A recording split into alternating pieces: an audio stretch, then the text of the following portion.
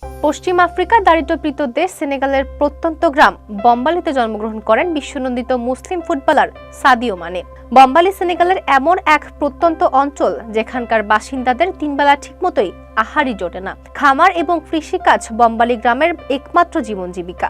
স্বাভাবিকভাবেই উক্ত অঞ্চলের প্রায় সব পরিবার শিশুদের স্বপ্ন বড়জোর ভালো একজন কৃষক কিংবা খামারি হওয়া। খামার ও কৃষিকাজ বম্বালি গ্রামের একমাত্র জীবিকা হলেও সেখানকার যুবকরা বিনোদনের আশায় প্রায় ফুটবল খেলায় মেতে ওঠে।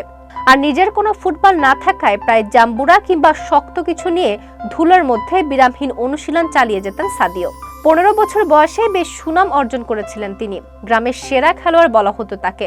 সমবয়সী বন্ধুরা স্থানীয় ভাষায় প্রায় তাকে ব্যালনবোয়া বলে ডাকত, যার অর্থ বলের জাদুকর। এমন অজপাড়াগা থেকে বিশ্ব মাতানো তারকা হয়ে ওঠা যেন অবিশ্বাস্য কিংবা অলৌকিক কোনো ঘটনা। 2002 অনুষ্ঠিত জাপান কোরিয়া বিশ্বকাপে সেনেগাল কোয়ার্টার ফাইনাল পর্যন্ত খেলেছিল। সে থেকেই সাদিও মানে স্বপ্ন বুনতে শুরু করেন একদিন সেনেগালের জাতীয় দলের হয়ে মাতাবেন ফুটবলের সবুজ ক্যানভাস।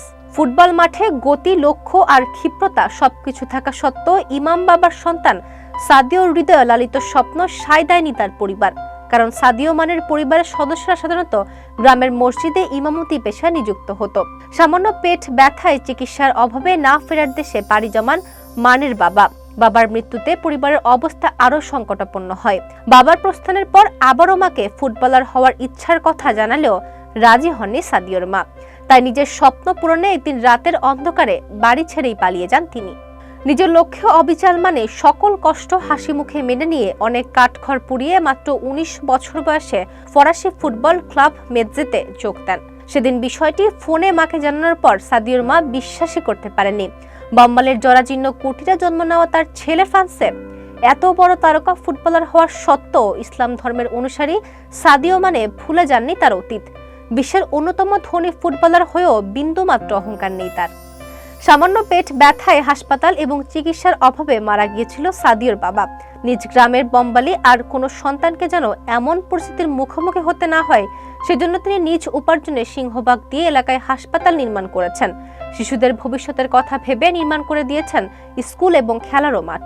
বিশ্বকাপের এবারের আসরে আলোচনার কথা ছিল নিরহংকারী সাদিও মানের, কিন্তু দুর্ভাগ্যবশত বায়ার্ন মিউনিখ এবং ওয়ার্ডার ব্রেমেনের ম্যাচের 15 মিনিটের মাথায় হাঁটুর চোট নিয়ে মাঠ ছাড়েন মানে।